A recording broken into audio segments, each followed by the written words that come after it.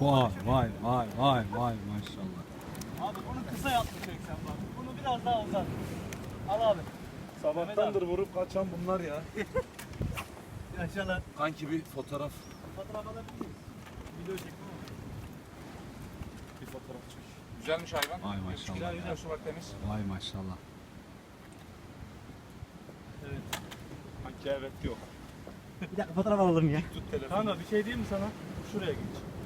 Orada daha güzel. Atış alanından çekilin, atış alanından. Abi bir saniye. Git lan. Hadi.